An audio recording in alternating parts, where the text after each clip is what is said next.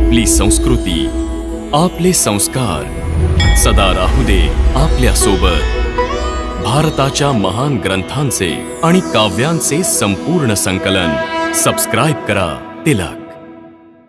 आम्ही विदेहराजास आश्वासन दिलं होतं की त्यांच्या पुत्रींना आमच्या येथे कधीही काही कष्ट पडणार नाहीत. कौसल्ये, आमचं हे वचन निभावणं तुझंच काम आहे. मुनिवर, आता ही अयोध्या आपली आहे. मला, माझ्या मुलानं, समस्त परिवाराला आपलं सेवक मानून इथे राहण्याची कृपा करावी. शास्त्र सांगतं की मनुष्य जेव्हा आपली सांसारिक कर्तव्ये पुरी करतो तेव्हा त्याने आपला पुत्र, पत्नी, मित्र या परिवाराच्या भावनांची बंधने योग्य समयी स्वतःच तोडून आपल्या आध्यात्मिक उन्नतीकडे वाटचाल करावी. परंतु पुत्रा, तू आपल्या पित्याच्या मोहाने आपल्या पित्याचे हित विसरून गेलास. जीवनात काही क्षण असे येतात जेव्हा मनुष्य नक्की ठरवू शकत नाही की त्याचं योग्य कर्तव्य काय आहे. हा असाच एक क्षण आहे. पुत्र, पित्याचा मित्रही होऊ शकतो. जर मित्राप्रमाणे विचार केला असतास तर माझ्या कल्याणाचाच विचार करतास. असे शब्द उच्चारले नसतेस यात फक्त पुत्राचा स्वार्थ दिसतो, मित्राचे मित्रत्व नाही.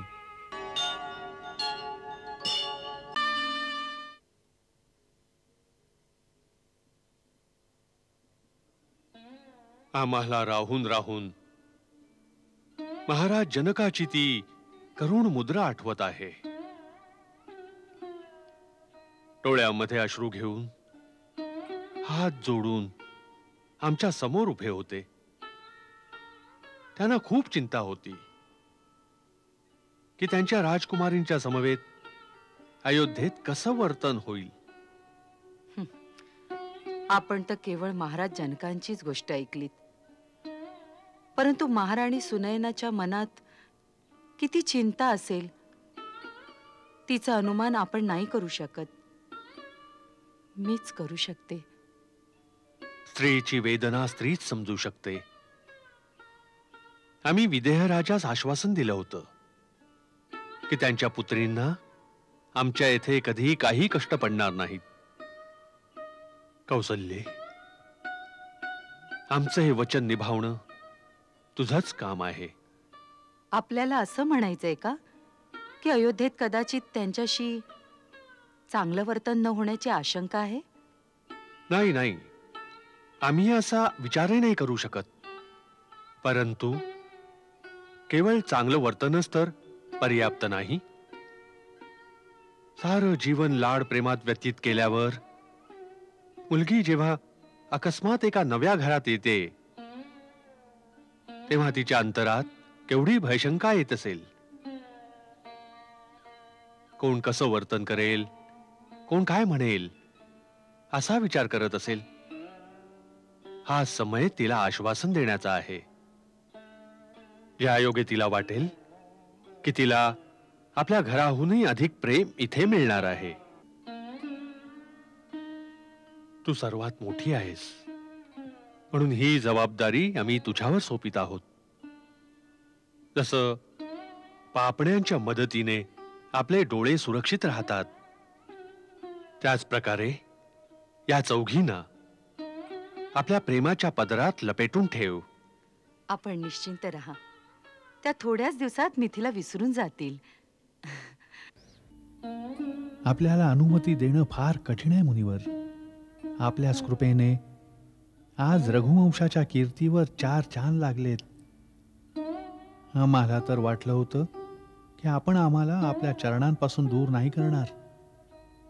जर आमच्याकडून काही चूकभूल झाली असेल तर आपण उदारपणाने क्षमा कराल, परंतु अयोध्या सोडून नाही जाणार. मुनिवर, आता ही अयोध्या आपली आहे. मला, माझ्या मुलानं, समस्त परिवाराला आपलं सेवक मानून इथे राहण्याची कृपा करावी. राजन, आपण आमच्या चारी बाजूला आपल्या निश्चल प्रेमाचं सुंदर जाळं पसरवत आहात. त्यामुळे आमच्या मनामध्ये मोहमय दुर्बलता येऊ लागली आहे. त्यामुळे हीच वेळ आहे की आम्हाला ममतेचं हे बंधन तोडून टाकलं पाहिजे. जेव्हा एक कर्तव्य सफलतापूर्वक पूर्ण होऊन जाईल तेव्हा मनुष्य भावी कर्तव्यपथावर पुढे जातो. थोड्या वेळासाठी जरी या सफलतेच्या मायेमध्ये फसला तर माया त्याला पकडून ठेवते. ब्रह्मर्षी, जर आपणच या जाळ्यात फसलात तर आमच्यासारख्या सामान्य माणसाचं काय होईल? हा भावनांचं नैवेद्यच तर मोहांचं जाळं आहे राजन.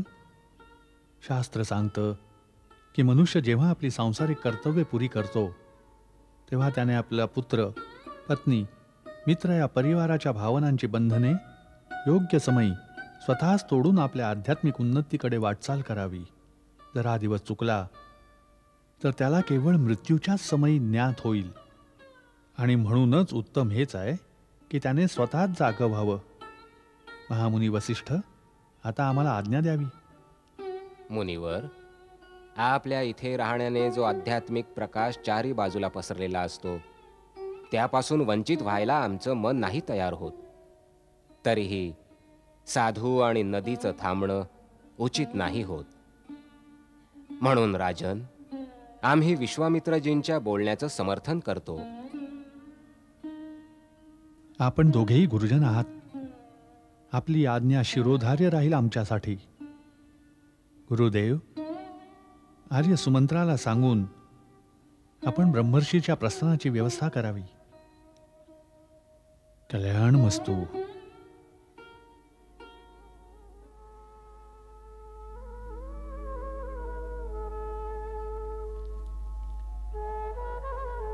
शास्त्र सांगतं की मनुष्य जेव्हा आपली सांसारिक कर्तव्ये पुरी करतो तेव्हा त्याने आपला पुत्र, पत्नी, मित्र किंवा परिवाराच्या भावनांची बंधने योग्य समयी स्वतःच तोडून आपल्या आध्यात्मिक उन्नतीकडे वाटचाल करावी.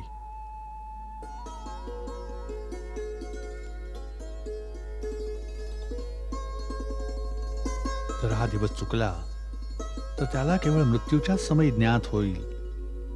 आणि म्हणूनच उत्तम हेच आहे की त्याने स्वतःच जागं व्हावं.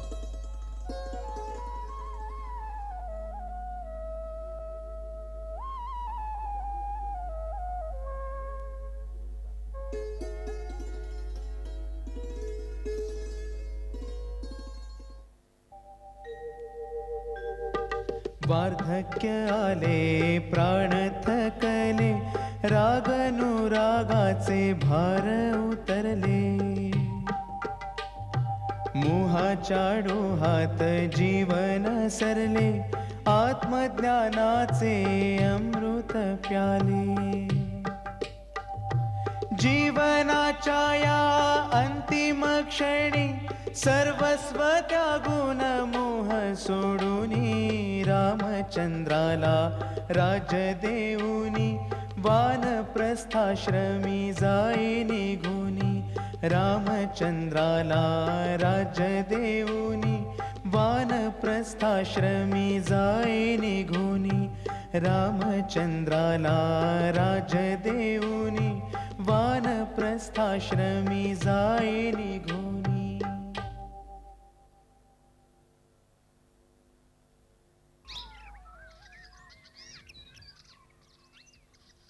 गुरुदेव, महाराज श्री दशरथजी आश्रमात येत आहेत. महाराज दशरथ आश्रमात?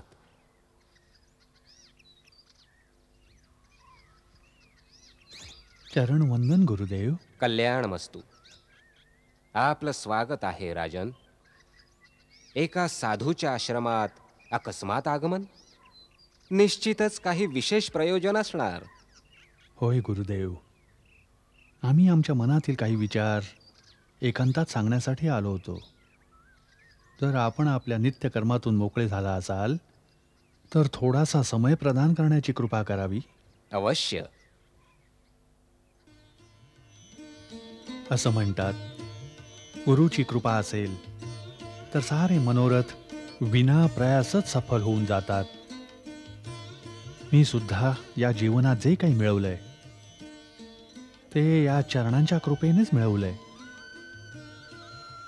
प्रभू, आता माझ्या जीवनात एकच अंतिम अभिलाषा राहिली आहे.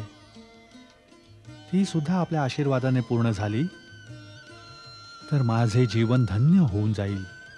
आम्ही आपल्यावर खूप प्रसन्न आहोत राजन. आपण निश्चिंत मनाने आपलं मनोरथ सांगावं.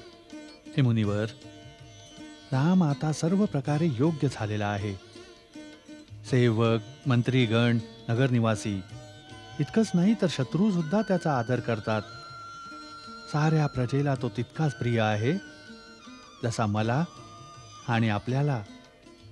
म्हणून मी अयोध्येचा राज्यकारभार आता त्याच्यावर सोपवू इच्छितो. हे नाथ, जर आपण रामाला राज्यपद स्वीकारण्याची आज्ञा द्याल तर आपल्या डोळ्या देखत रामाचा राज्याभिषेक बघण्याची लालसा पूर्ण होऊन जाईल.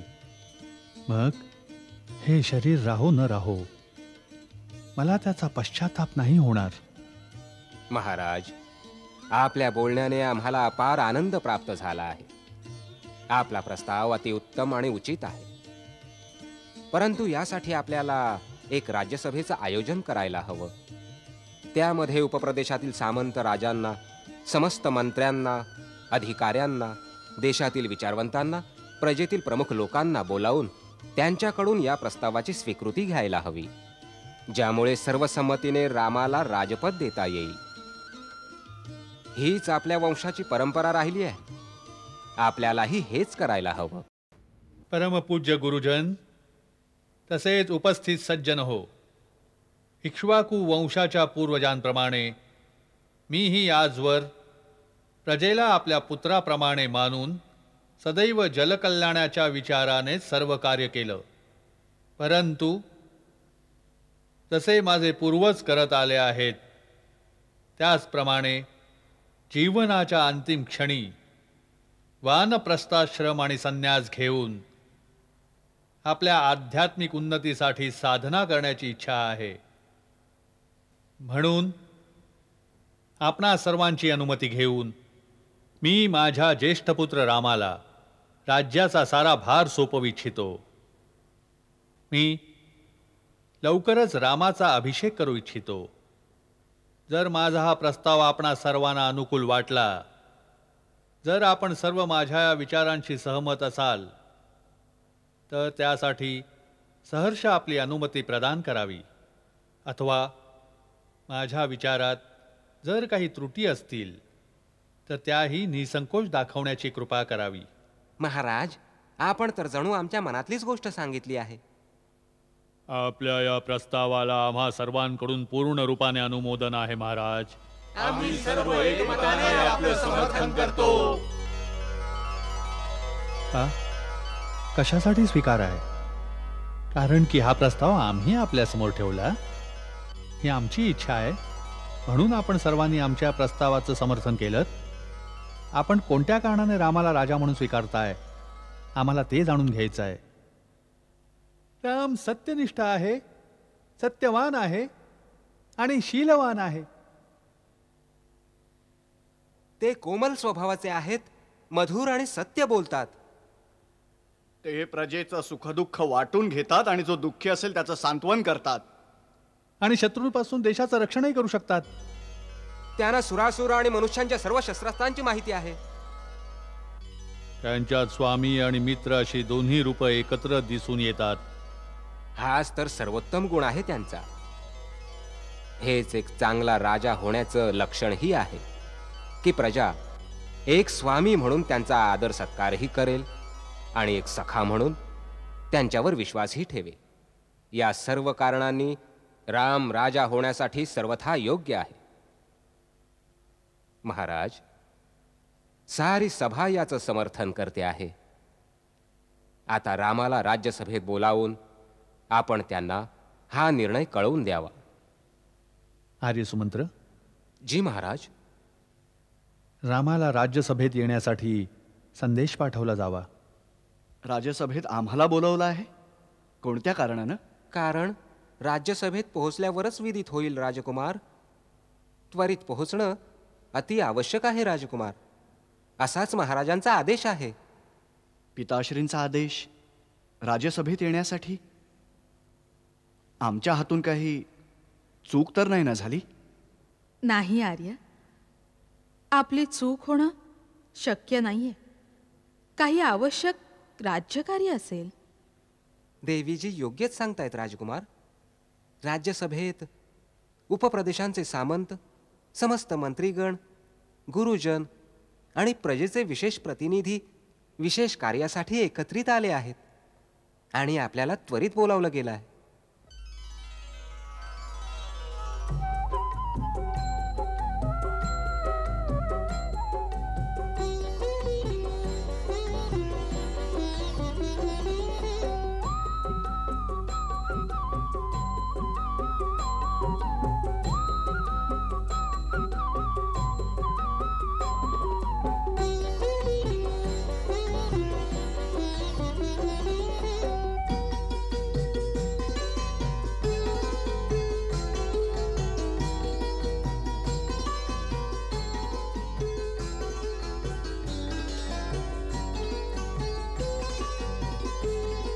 मी आपला पुत्र राम श्री चरणांशी प्रणाम करतो. मी आपल्या आदेशाप्रमाणे आपल्या सेवेसाठी उपस्थित झालो आहे. आज्ञा करावी. राम, सभेमध्ये उपस्थित सामंत आणि मंत्रीगण आणि प्रजाजनांनी सर्व संमतीने हा निश्चय केला आहे की तुला युवराजपद बहाल करून तुझा राज्याभिषेक केला जावा. तुझ्या गुणांचा विचार करून सगळ्यांना विश्वास आहे की तू एक धर्मात्मा आणि प्रजापालक राजा बनशील. तुझ्या लोकप्रियतेच्या कारणाने राजपद ग्रहण केल्यानंतर या राष्ट्रामध्ये शांतीभंगाची कोणतीही शंका नसेल आणि तुझ्या वीरतेच्या कारणाने राष्ट्राच्या सुरक्षेसंबंधात काहीही भय नसेल. यासाठी तू हे राजपद स्वीकारून राज्यभार सांभाळावा. मुनिवर, माझ्या स्पष्टपणाबद्दल क्षमा करा. माझ्या मतानं हा निश्चय अनुचित आहे. जर पिताश्री त्यांची कीर्ती आणि पराक्रमामुळे अजूनपर्यंत तिन्ही लोकात आपल्या यशाचा दबदबा ठेवून आहेत, तर असा परमप्रतापी आणि कीर्तिमान पिता हयात असताना त्यांचं राज्यपद ग्रहण करण्याचा प्रस्ताव मी स्वीकारीन. आपण असा विचार कसा करू शकता? ज्या राजानं आजवर आपल्या प्रजेला स्वतःच्या मुलांपेक्षाही जास्त प्रेम दिलं, त्याच्या शुभचरणांवर माझे प्राण अर्पण करून सुद्धा मी त्यांचं ऋण नाही फेडू शकत. या क्षुद्र राज्यासाठी त्यांना दूर करून मी त्यांचं राज्यपद ग्रहण करीन. माझ्याविषयी असा विचार करून आपण माझ्यावर फार मोठा अन्याय केला आहे.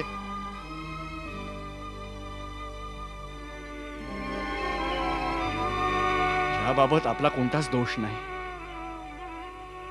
माझ्याच आचरणात काही खोटेपणा असेल म्हणूनच आपण सर्वांनी माझ्या बाबतीत असा अनुचित विचार केला. यात त्यांचा काही दोष नाहीये राम. हा प्रस्ताव माझा आहे. मी माझ्या आजवरच्या आयुष्यात नाना प्रकारची सुख उपभोगली, शेकडो यज्ञ आणि धर्मविधी केले. परंतु जोपर्यंत राजा बनून सिंहासनावर बसून राहीन, प्रजेच्या सेवेच्या ऋणातून मुक्त नाही होऊ शकणार.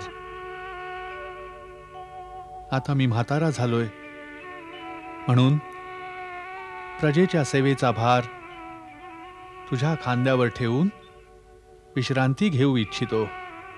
प्रजेची सेवा करण्यासाठी राज्यपद ग्रहण करून सिंहासनावर बसणं आवश्यक नाही पिताश्री. जनसेवा तर मी आपल्या चरणांच्या छायेत राहून सुद्धा करू शकतो. भगवान आपल्याला दीर्घायुष्य देव आणि मी आपल्या छत्रछायेमध्ये राहून आपल्या प्रजेची सेवा करीत राहीन. पिताश्री, आम्हाला आपल्या चरणाश्रयापासून दूर नका लोटू.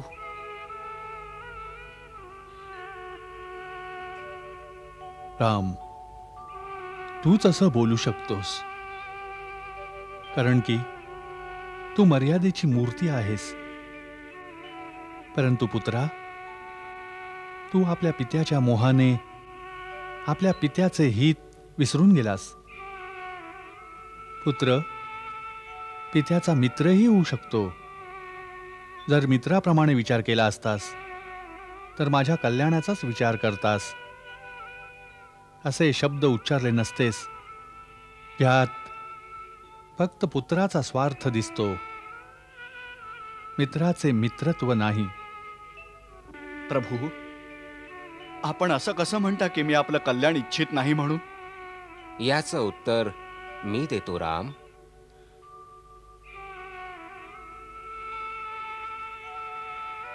सांगावं गुरुदेव. या संसारात 4 गोष्टींसाठी पुरुषार्थ दाखवावा लागतो: धर्म, अर्थ, काम आणि मोक्ष.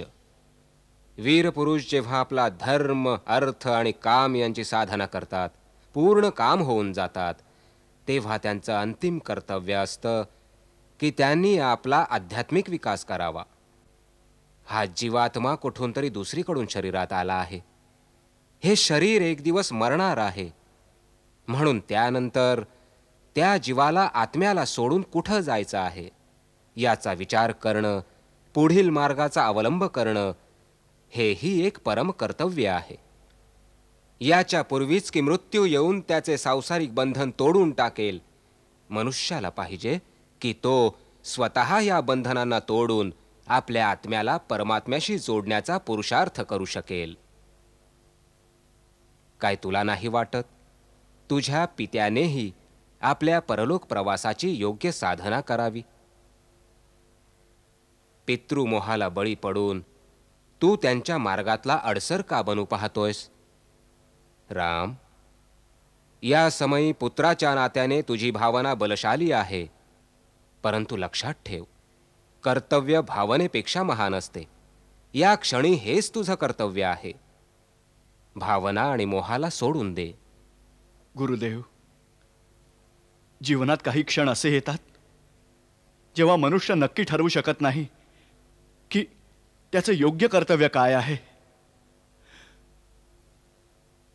हा असाच एक क्षण आहे.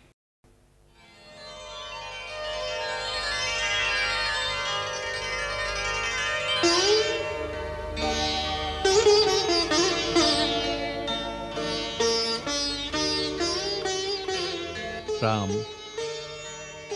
गुरु जे सांगत आहेत त्यामध्ये माझं कल्याण आहे.